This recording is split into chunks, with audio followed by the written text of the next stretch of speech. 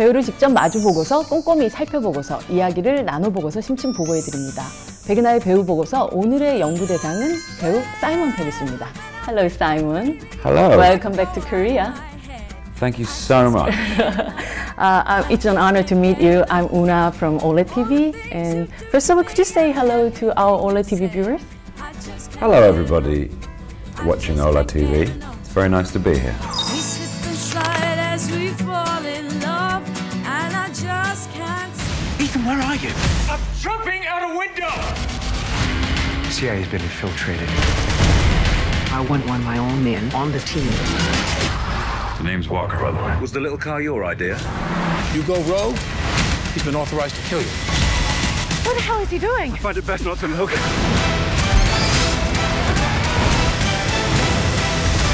You're just full of surprises. This interview will be divided into the present, past, the future of Simon Pegg. Let's take a look at your current work first. Okay. Mission Impossible 6 Fallout finally opened on 25th of July in South Korea. Yeah. I've just watched this morning. It was massive, incredible, and mind-blowing, insane film. And I can say that it's the best instrument so far and ever, good. I guess. Yeah, I agree with you. Yeah, you deserve to, to be proud of yourself. I am.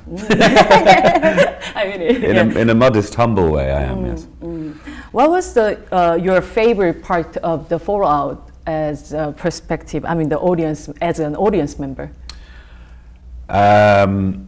Just the thrill of watching it. It's very, very exciting. And even though I knew what was going to happen, because I was obviously there, I still found it very exciting and very fun, and just everything a big summer film should be. You go rogue, he's authorized to kill you. I'm not going to let that happen. How are you not going to let that happen? I'm working on it. This is your fourth mission film, right? And you've been with the Mission Impossible franchise for over 12 years, since MI3 in 2006. Yeah. What is it like being a big, huge part of this legendary series? I feel very lucky, and it's very exciting. It's always fun when you get the call that we're going to make another film, because you think, oh, where am I going to go, and what am I going to learn, and how crazy is this one going to be? Because it's always going to be more action-packed than the one before. Yes. So yeah, I feel very privileged. This is a bad idea. Is it ever a good one? Honestly. Suit up.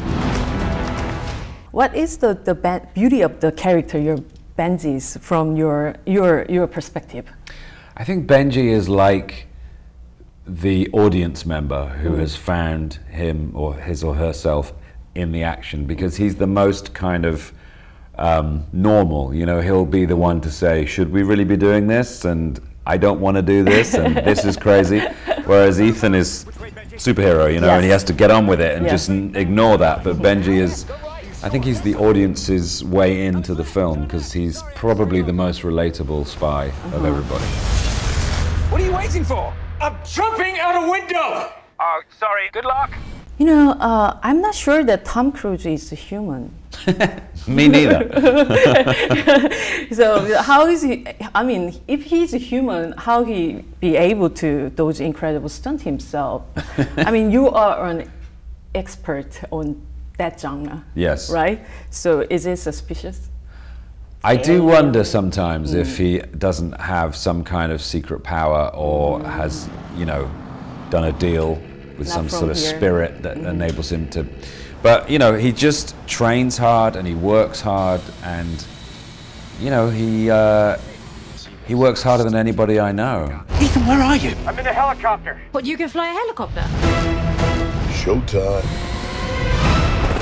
And Benji is the most evolved character through this series. Yeah. And he was one of the technicians in the lab, then turned into the field agent, and now he is the most crucial member of the MIF.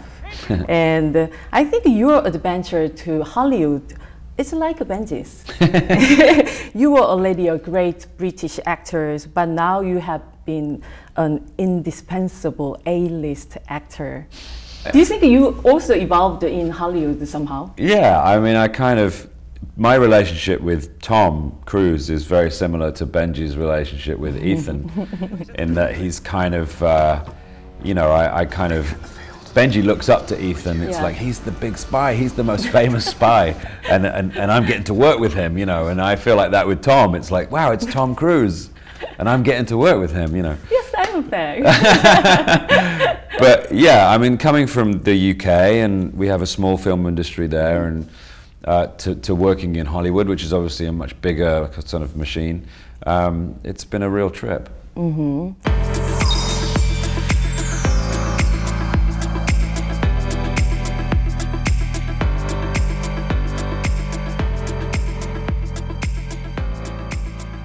And next, let's have a look at your early career. Mm-hmm. Before Tom Cruise and JJ, there was Nick Frost and Edgar Wright. Still is. It still is. Who made the three-flavor Cornetto trilogy together, such as Shaun of the Dead, The Hoppers, and World Bands. Yeah. How do these two colleagues or friends inspire you? Well, they are my friends, from a long time ago. Nick was my friend before he was an actor, let alone before we worked together. And Edgar is someone I met very, very early on in my career and have every intention of working with for the rest of my career, So they are friends first and colleagues second, and I'm excited about finding the time to do something again with them. I'm working with Nick at the moment on, we've started a production company in the UK. So we're... Do you write? Yeah. Oh, okay. And so we're trying to sort of create some of our own content, and so I spoke to Edgar today. He was I called him because. What did you say? Well, I had so many nice gifts when I arrived, and the fans From here, the fans, they're just the best. And someone had made me a sort of Cornetto trilogy kind of thing, and I took a photo and sent it to Edgar. That's lovely. Yeah. And you are a successful actor, but at the same time, I think you are living the life of successful fanboy. You were a Star Wars kid and a Star Trek teenager. You had a big crush on the Carrie Fisher and Sigourney Weaver, and you are grown up under the influence of the Spielberg films. Yeah. And now you went into those two cinematic universe, and you also work with all those things. Yeah. And it almost sounds like a virtual reality, right?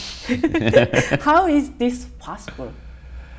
I don't know. I mean, I kind of look back on my childhood, my likes as a child, and how they have, become my reality as an adult, and it's a wonderful thing. I'm very, very aware of how magical that is, to go from being such a fan to being able to work with and for these people and be part of that world. But I guess I found what I love to do, and I always say this to my daughter: find the thing you love to do and try and do that for a living, try and do that as work, and then you'll be set for life. And I think that's what I did, was I do the thing I love the most for my job. How lucky you are. I know, right?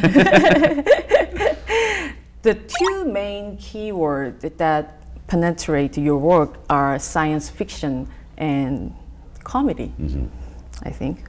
What do the two genres have in common, you think? I'm not sure. I mean, for me, science fiction as a kid was something I really, really loved, and I continue to enjoy. Science fiction is... The best science fiction always talks about now. It might be set in the future or in a different universe, but it always says something about who we are, how we feel, what we're thinking about. Where we stand. Yeah, metaphorically, it's always very worthy. With comedy was just something I've always loved as a kid, and right back to the stand-up comedians of my childhood, to becoming a stand-up comedian myself, and making the comedy films I have done with Edgar and Nick and other people. And but I have as much an interest in the dramatic sort of side of things as well, and I hope to kind of maybe do a bit more of that in the future. And Hector started his journey to find out what make people happy in the movie Hector and the Search for Happiness. Yeah. Could you tell us if there is any element of happiness that you have discovered through the journey of your life? Yeah, I think, and it's the message of that film as well, is that you have to have all of it. You can't just be happy. You have to have the downs, you have the sadness, the tragedy. You have to understand what all of those things are so you can truly understand what happiness is. So you have to understand what happiness isn't, and that's everything else. So it's okay to feel those things, and once you're at peace with that, I think it's easier to be happy. I see. We all have an obligation to be happy.